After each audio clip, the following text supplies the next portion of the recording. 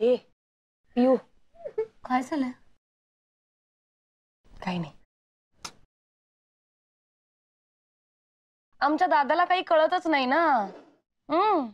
मध्ये मध्ये उगाच आम्हाला काहीतरी अभ्यासाचे प्रश्न विचारत असतो.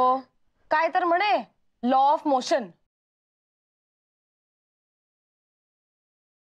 काही झालेलं नाहीये.